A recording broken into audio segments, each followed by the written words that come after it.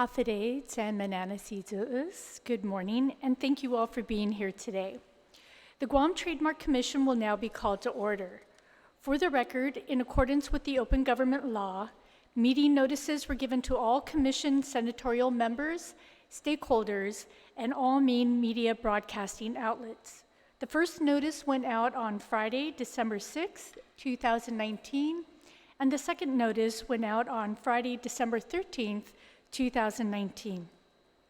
Today is Monday, December 16th, 2019, and the time is 8:45. We have six, including myself, 7 members present, which represents a quorum.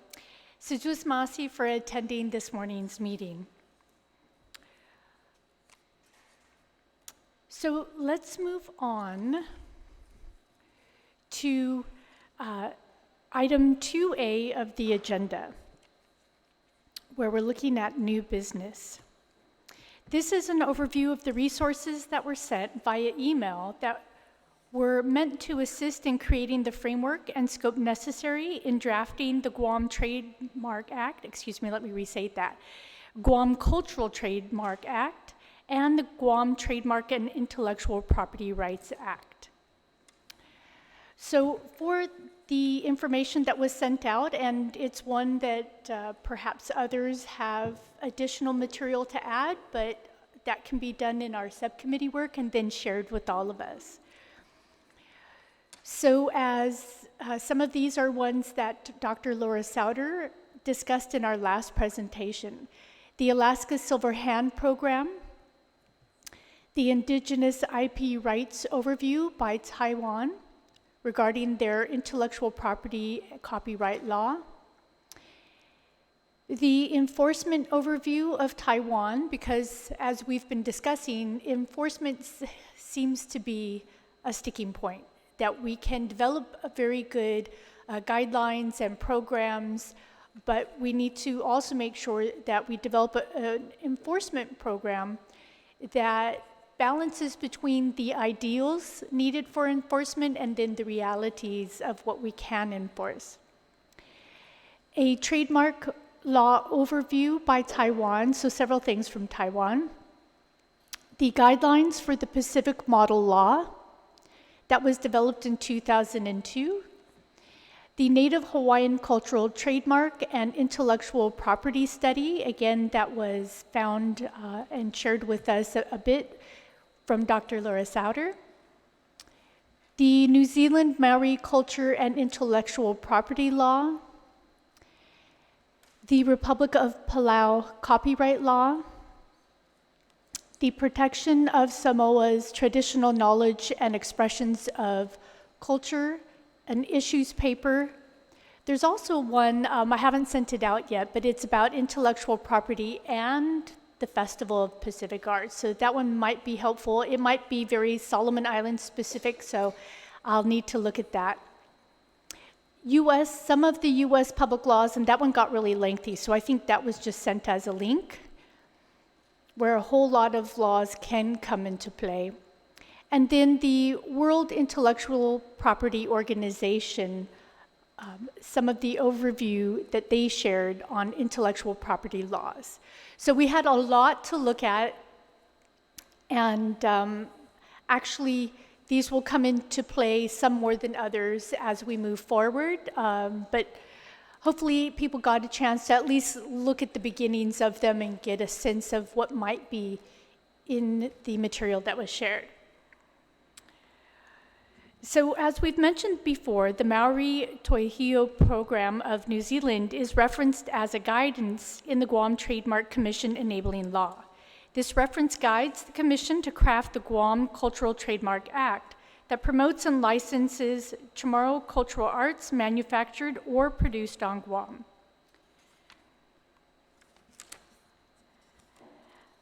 Okay. So I believe we're also making hard copies, so you'll have both digital and hard copies for those who have requested them. And let's go ahead and move on to item number 3, old business. So We were at a couple of places. One was considering continuing discussions on the presentation by the Guam Department of Revenue and Taxation, but I believe we're going to do that in January. Is that in January? Yes. And then we'll also, for January, have the Guam brand presentation by the Guam Visitors Bureau. We're going to have the director, Ms. Pilar Lujan. She's going to be able to share that with us.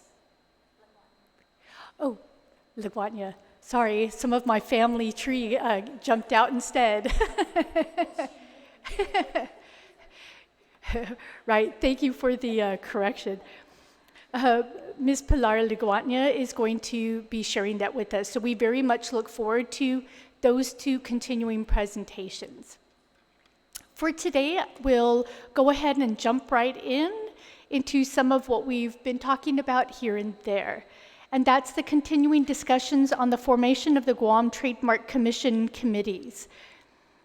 And we had decided that we would go ahead and tackle the most complicated one, because if we can sort things out there, then we've created a pretty smooth path for both of the acts that we're developing policy guidelines for. So with that, do people have some suggestions that they'd like to proffer as to committees? I think what I've looked at in our enabling legislation on page 3, I'm not sure if you have that with you, but I keep referring back to that one as a possible guideline for developing subcommittees. But if others have some beginning points that they'd like to discuss, is there anyone?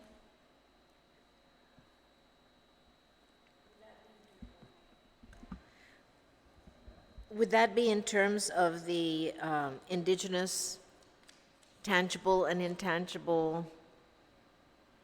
We've talked about indigenous, tangible and intangible properties, and I had asked the Comisión Finot-Zamoro if the Commission itself could act as a subcommittee on that theme, and the Commission has agreed to do that, to start things off. So, and of course we welcome other folks and contributions, but we could take a crack at how we define indigenous, tangible, and intangible properties. I think that's an excellent start. We've talked before, and CAHA has provided us a list of masters, but this is a growing field in a sense, where people are taking the customary aspects of their culture and perhaps not having had to think of it very formally in certain ways because it was a way of life.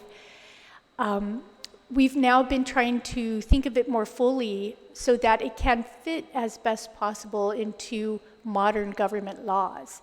And so that kind of thought, I think, will be really good work that they'll be able to provide that will go hand in hand and help guide CAHA in their development of the list of types of arts. And you two could figure out if you work together or if the work that you do informs them and they continue building and you build some as well.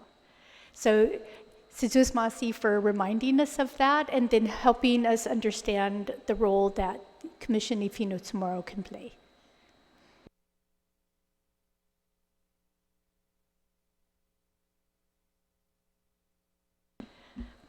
So in the enabling law, it has, 10 items for us to work on, and we can certainly always be adding more to this as we've been learning about these issues.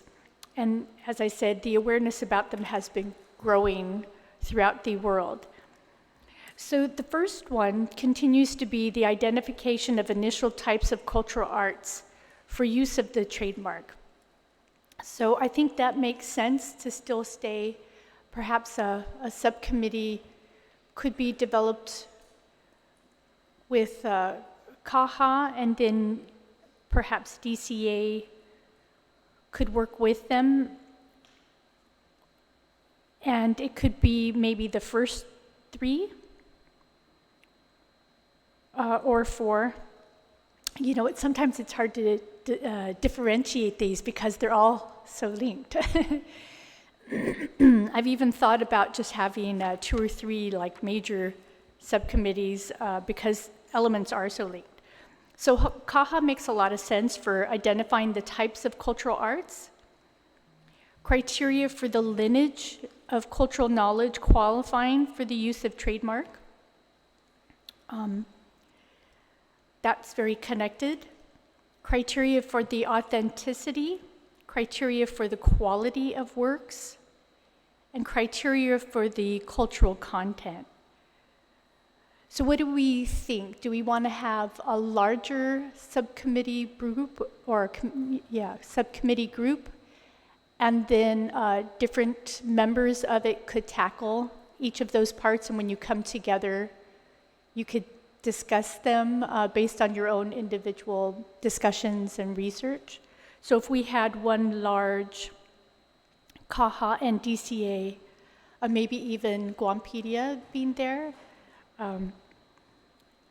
where it could be 1 through 5. What do you guys think of that? Do you want to start off with a large subcommittee? Or do you see that you could break those up into some smaller ones that each come together here?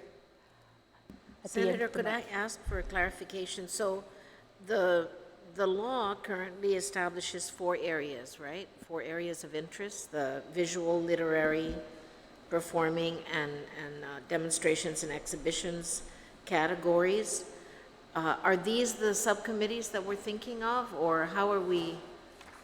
Because initially we had talked about those 4 subcommittees, and then we realized that overlapping that would be a clarity of definition about intangible and tangible indigenous arts, at least for the cultural trademark component. But I know so much of what we do overlaps.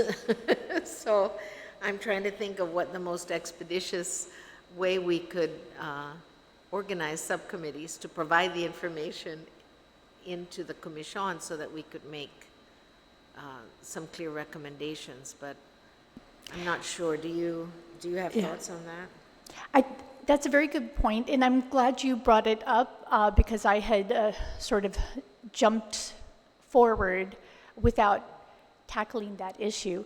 So it's true, in the legislation it mentions subcommittees: visual, literary, performing, and traditional arts. And in one sense they do have some distinction, but in another sense they, as you mentioned, have a whole lot of overlap.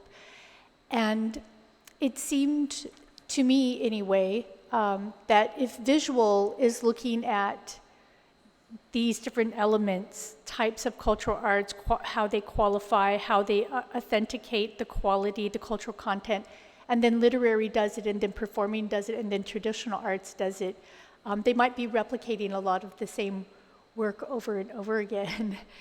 So to work collaboratively, perhaps what we could do is have that larger group between CAHA, DCA, and representing a cultural organization, so Ms. Rita Nauta. And then each of you could do some outreach with those individuals. I know you've each been part of the FESPACs, and you've each had a lot of outreach and connection over the years with members, so that you could hear from them as to what they feel some of their distinctions are, but that could be subcommittee work within the larger committee. What do you guys think? Yes, I was thinking, though, in terms of the purpose of our commission and trying to provide, like best practices, process. I was thinking more so from the perspective of the users, the cultural producers, and from that vantage point, as well as from the processing and identification of who these, special designation, those types of, those different program components that we need to address from different perspectives, because enforcement is one of the key issues. So I see GITA, rev and tax, maybe even SBDC, UOG, and then from the cultural producer perspective, like you mentioned, Guampedia, GITA, Commission, CAHA especially, to take the lead in that aspect of doing outreach and education, and then feedback of what needs to be done, what are the challenges, maybe taking it from that. Because like you said, all of these are forms of art, but what we're trying to get at is the program. Does that make sense? I think we're along the same lines. And so I wasn't sure how you all felt, but this is the perfect time to hear from you, of course, is if we formed two larger subcommittees, or three, because we have Commission Ifino tomorrow that's doing its work, then we had basically a cultural committee, and then one that deals with the enforcement and the actual certifying processes, the nuts and bolts, if you will. And then I think there are enough people within them that they can divvy up work amongst themselves and then report to each other, and then we can report all to each other. Does that make sense, or do we want to have smaller subcommittees? Yeah, I don't think it makes sense to break up into visual and those kinds of designations, because as Rita pointed out, the mandate of the law of creating the commission is to attend to the different stakeholder groups that will be impacted by the Trademark Act, right? So I think thinking along the lines that you've just articulated would probably be less cumbersome. And I think, for example, that the AG made a presentation to us several times, the AG's office, the Department of Revenue and Taxation, GITA, those are all part of the enforcement element, right? Which is critical. And then there's the indigenous element, which is critical, and the cultural arts, the whole panoply of different users or producers, as I like Rita's word of cultural producers, and their interests and how to protect their interests as well. So I think that aligns well in terms of committee formation. Malik, so it seems like we're on the same track. And then in looking at number 10, perhaps this is where the Guam Visitors Bureau could be, is the proposed terms of use for the trademark in advertising, marketing, and sales. I think with the development of the Guam brand, from what we've heard from Guam Visitors Bureau, that you've had many years of experience in these areas. It's something that you guys specialize in, and certainly the work that we do, we want it to work for the community. Amongst ourselves, I've seen some increase in the buy local, support local sort of movements, but also for our visitors, that we want to make sure that we're reaching out in really important ways for visitors, and even visiting artists. Like we do get visiting artists here at various times. Certainly during FestPac we did. And we do, I mean, this is going beyond our scope, but just keeping it in the back of our mind, I have heard stories, as maybe you have as well, about things that go on in Germany and things that go on in the US mainland and things that go on elsewhere. And perhaps, I don't know again if this is going too far, but perhaps the Guam Visitors Bureau could also reach out with the Marianas Visitors Authority and just see, because there are those issues of certain things being tomorrow and certain things and us working together as an archipelago. So it may not make sense, but it might be something to keep in mind that we want to do, that we might want to reach out to the Department of Cultural and Community Affairs, DCCA, in the Northern Mariana Islands. They also have an Indigenous Affairs. So for the cultural group, there may be some of that reaching out so that there isn't that feeling. I know Commission Ifino tomorrow has gone through this. There isn't that feeling of a divide, or not understanding how we're gonna work on this here, and they're working on something very similar there. I think if we do it in some communication, that will be very good. Okay, so are we good with perhaps 1 through 5? So we know the commission, if you know tomorrow, they're going to work on the very important aspect of what is tangible and intangible and how to define those. And those are really important. When I was working as an anthropologist in Palau, that was one of the most common questions we would get during our different presentations, and helping people understand, because when we're talking about the intangible, oftentimes there is a tangible element to it, and so it can become confusing. Weaving is the intangible, the skill and the knowledge of how to do that, but the basket is tangible, and so people would get a bit confused, and it's true. It can be very confusing. So I think that's going to be a great role that they serve. And then for the subcommittees, we'll have to figure out how to refer to each other. So if you want to come up with some names, maybe they can be very functional, maybe they can be otherwise descriptive. And then we'll have our cultural group, for lack of a better term at this time. That could cover the 1 through 5. And perhaps for GVB, what do you think, Dee? Does it make sense to connect 6 and 10 together? Oh, let me show it to you. Sorry about that. I'm talking away and you haven't even gotten to see it.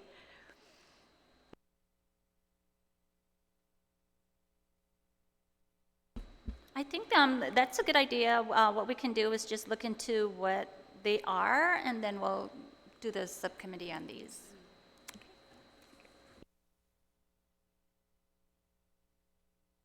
Sujus Masi for taking those on. I think those fit in really well with GVB. Now we have here, yes, the process for certifying artists. So I think with some of what Gita has talked about and the role that the Department of Revenue and Taxation is already doing, that they definitely have a lot of value to put into those sorts of ideas. Does that make sense to you that your group, I'm not sure, the process group, sorry for not coming up with a better name right now, but Mr. Perez, if 7, 8, and 9, ooh, let me give it to you as well, if those make sense for you?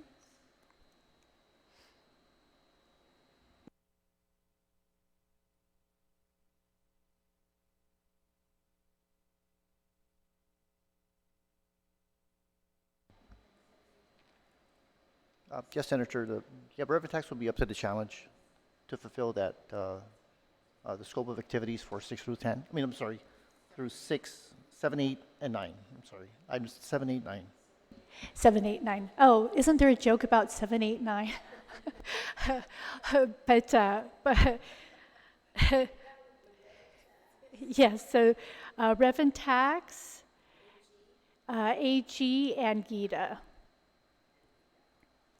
And then we're working, I know the Attorney General's office, they've just had something like 4 or 5 people that have retired or otherwise moved on, and I know that they're shorthanded. But the good news is we do have somebody that's assigned to us, and so we should be able to connect with her very soon. And then cultural, we have Guampedia, if it's okay to refer to your participation that way, and then DCA, and then CAHA.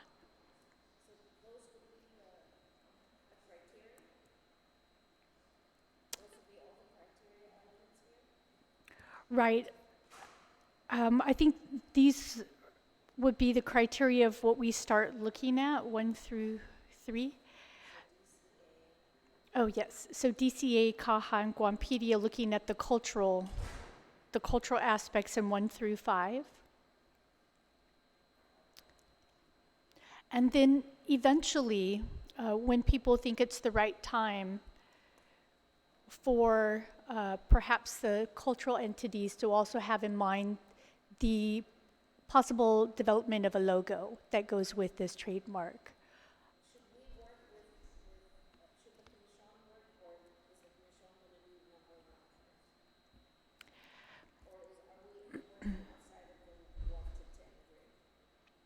I think it can work either way. What Commission is doing right now is, as you mentioned, tackling the tangible and intangible, and so it could either be folded in or I know that they're doing many things, so perhaps guiding some of the different processes as they come up. And then we can always, that's the thing, is we can always see how these committees are going, and we can always refine and tailor as it goes on, right? And I did want us to talk about the timeline at least a little bit, but I'll save that towards the end. Did we have any other thoughts or discussion points for the subcommittees right now? And perhaps what we can do is I will type out this, I will email it to everybody, and then people will have this next month to look it over, to see if it makes sense, to see if there are other elements that they think that their subcommittee should be looking at. And putting together, just making sure that you're starting to connect with each other. Maybe, I know the holidays is a hard time to do this, but perhaps to get together at least once with each other, or to have some email communications about feeling comfortable with the focus, feeling comfortable with the committee composition, and then perhaps starting some initial just work that could be reported on in January. Are there any other thoughts and discussions before we talk about the timeline?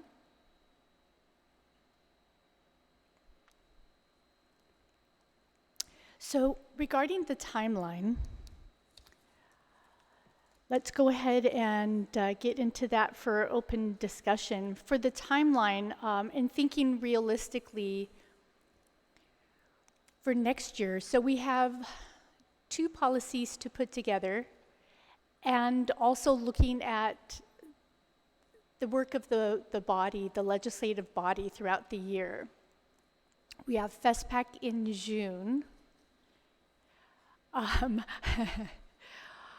So it might be a little premature to come up with anything too hard right now as far as the timeline, but I think that could be one of the things that's looked at in January and February as you're really looking around at your scope of work and having some subcommittee meetings and thinking whether you can get things done per your subcommittee in the next month or two, enough that we're coming back and we're starting to have some real discussion. So, okay, so January is kind of the first of the formation. We still have a couple presentations. February, people should have really rolled up their sleeves by then.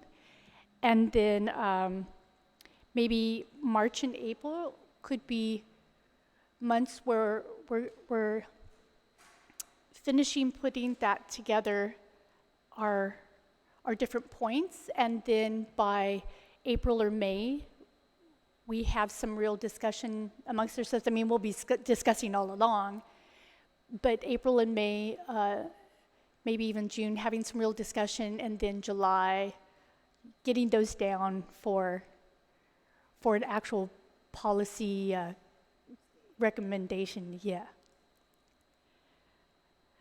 But continue to think about these as to how you think these make sense or don't. Yeah, just your thoughts on, are we anticipating funding for any activities that we may request for? Funding for activities in administering and enforcing these programs for the next fiscal year? That's a very good point. We do have budget coming up very soon.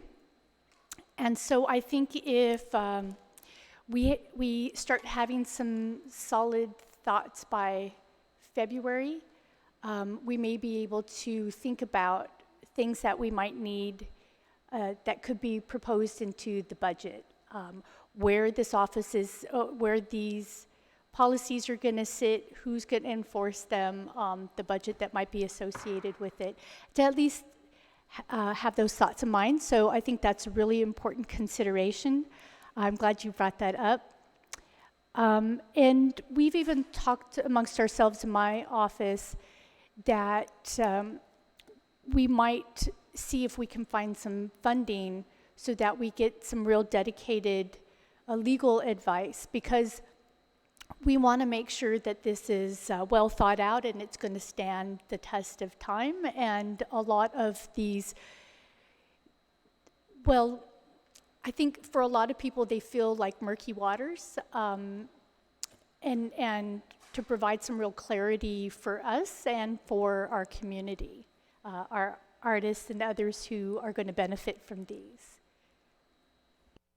Can I also seek clarification relative to process? So if we're going to be working our subcommittees and sort of giving an initial report in February or March, what is the structure for getting that process going? I mean, who takes charge of the different units? You know, the different subcommittees. Can we talk a little bit about that guidance so that everybody's clear?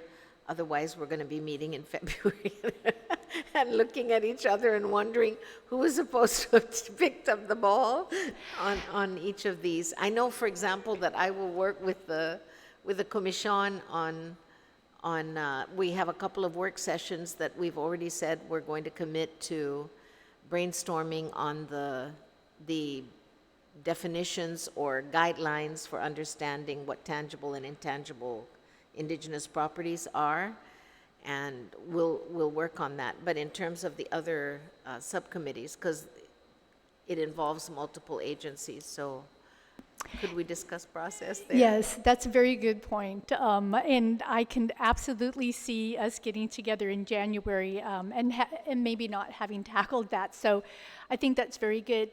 It makes a lot of sense for the Commission Ifino tomorrow that you are their point person, and so you will head up that part of connecting us with them.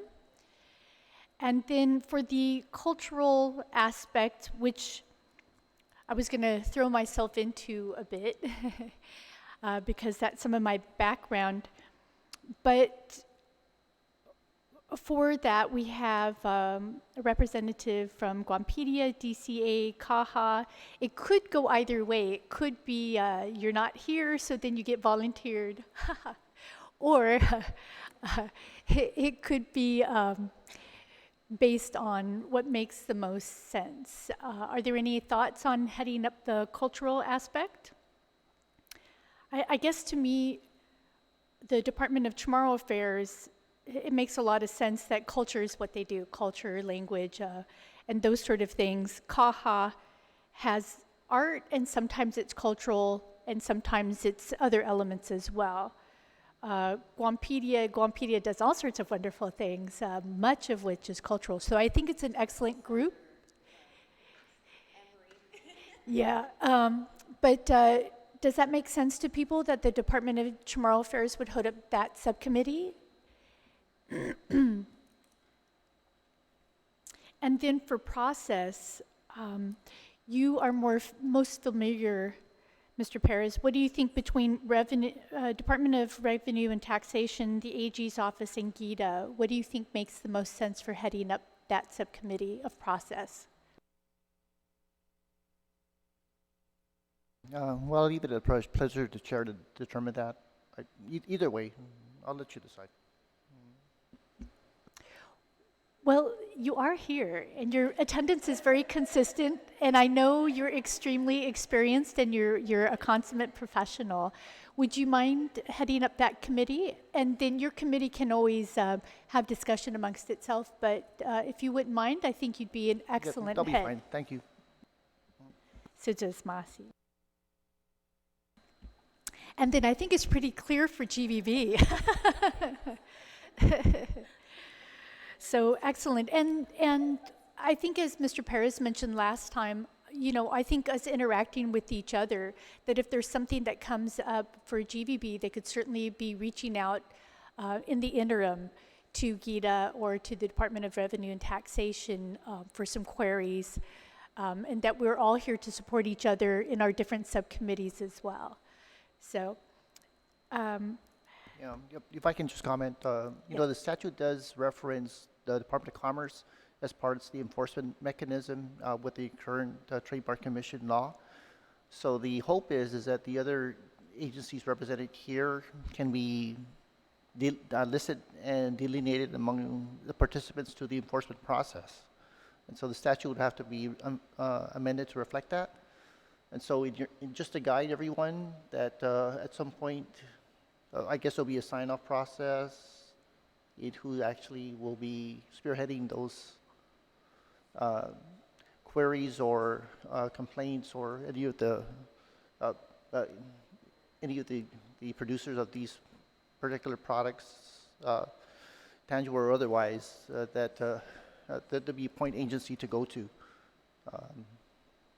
So aside from just registering your item with the revenue taxation, perhaps the other agencies can assist in entertaining some of the concerns that the producers have.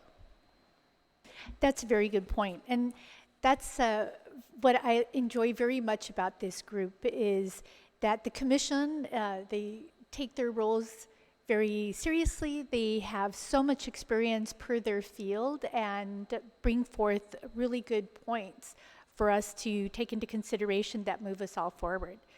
So for our subcommittee membership, that might be a way that we address some of that is we had mentioned at the Marianas History Conference, Dr. Sauter had been able to get some people to sign up, so we could be reaching out to them. But if there are other members of the public who have expressed interest or that they'd be a really good fit, we have each other. But as you're mentioning, the relevant agencies who are going to come into play, we can do that in our subcommittee work, is to reach out to them and make sure to hear from them or get input or guidance from them, or make sure that they continue to be on board. I know sometimes all the time when we're writing legislation, it's really important to reach out to the different agencies and make sure that they're on board and providing input and have the ability to do that. So that's a really important point as well for us to be thinking about that. So to be thinking about our subcommittee, the structure of it, the members of it, and the goals of it, and then getting some of that initial work done before January that we could report on a bit as to, the structure, if any, to comment on some of the goals or maybe approaches as to how they're going to be attained. And then we have our 2 presentations, so I think it'll be a very full January. So, Senator, you're saying the process of how each committee or how each group is going to carry out, we can report to you after we've met to see what our goals are and how we're going to go about it? Magahet, yes. Yes, sir. Because like for culture, there's 5 elements there, and so some might make more sense for DCA itself, some might be ones that Guam PD has a lot of experience at and really knows how to get to, and some such as the identification of different types of cultural arts is something that CAHA has already started. So I think that would be a good amount of reporting back for January, and not impeding too much into all of your family time and ability to spend that time with family. Could I suggest too that as we proceed, rather than waiting until we're done with the work that we've consolidated from different perspectives, that we have public meetings wrapped into our subcommittee efforts, so that, what I mean to say is just make it available to the public, so that if there's anyone who's really feels very passionately about something, that they're able to express and share their concerns or their you know, their ideas, because there are many great ideas that can come, so that we can fold those into recommendations rather than waiting until after everything is kind of been solidified. I don't know whether that's I don't mean a formal public hearing, but we need to let folks know that we are welcoming of perspectives and ideas. And please, if you feel strongly about something, join a subcommittee, that kind of thing. If there's a public announcement that we could make relative to that, I think that would be good. That's a very good point. So I think we could do a few different things, and people here are pretty well versed at that. We can do some press releases, we can be on some radio shows and talk about some of our work. Even just this part, that we've formed our subcommittees, if people are interested, we're going to be sharing it from month to month as we gather. So I think in January, the information that we'll be bringing will be just those initial parts of it, but then in February, we'll have an hour or two in February to just talk about our subcommittees and those different steps, so that people can be viewing and then they can be having some discussion with us or amongst themselves. But then also all throughout, we could maybe be continuing to have some appearances on radio shows and some different press releases that inform everybody about the stages we're going through. I think that's very important. So, Sejus Maasi for bringing that up. And, well, we can even work on a press release after this meeting just to announce this part of the formation of what we've done. Yes. Yes, and if I can also add that as each committee or subcommittee goes through identifying process, is to, especially because of the sense of urgency in terms of there really has been a lot of interest and a lot of opportunity and building up, especially to FestPac 2020, that cultural producers now that want to roll out, is that we look at existing frameworks. And instead of reinventing the wheel, is expanding within the existing framework. That let's take that approach as opposed to trying to create something new, because then within the interest of time, it's just broadening the horizon of for example, the Guam product seal, and that maybe creating a different tier for cultural producers, something like that. But I think it would be great for all of us to walk into our committees with that mindset. Thank you. Very, very important. I think that's definitely, I think that's a very important point. Sometimes perhaps when we have a task like this, there might be the ideal of starting something brand new and it's going to be all shiny and it's going to resolve certain things. But we have very successful programs, and I think that's been the benefit of us hearing from the different programs all along, is we see that framework and we see a lot of good working framework. So very much, I think that's important for us to have in mind, that we're expanding what exists and making it work as possible. And as you mentioned, there may be ways that we can add tiers to the Guam product seal rather than necessarily inventing something brand new and trying to find a brand new entity to take care of it. So extremely good point, Sejus Maasi.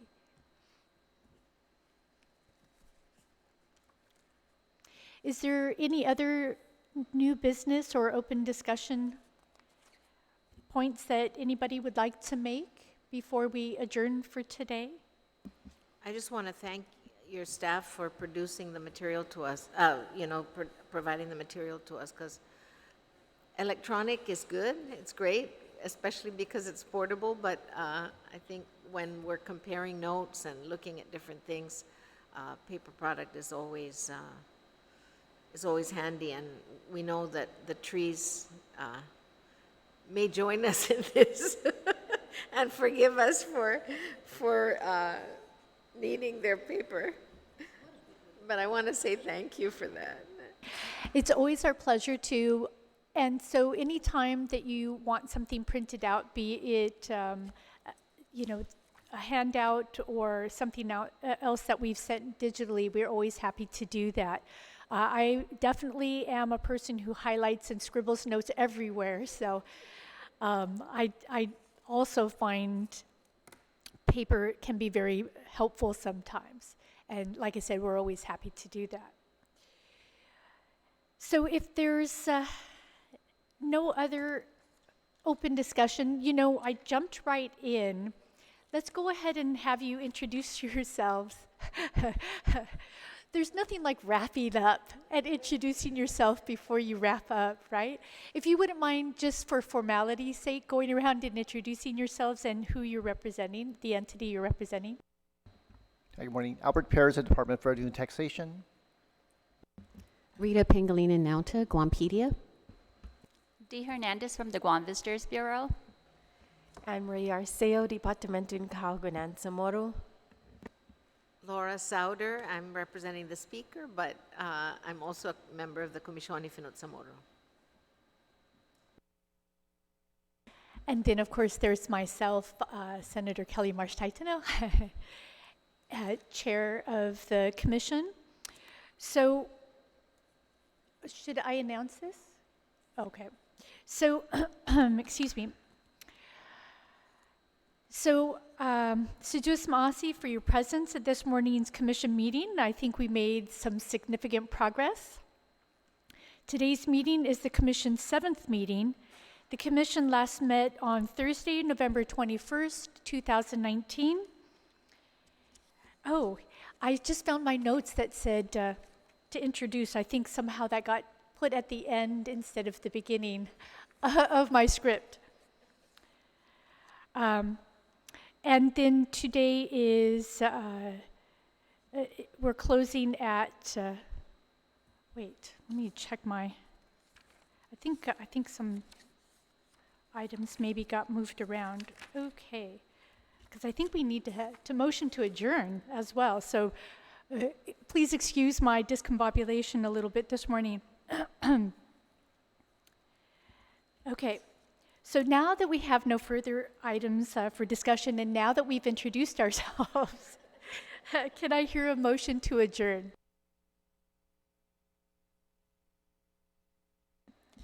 All those in favor? Motion carries to adjourn this Guam Trademark Commission meeting. The time is now 9:32. Have a wonderful morning and a very happy holiday season with your families and friends and loved ones.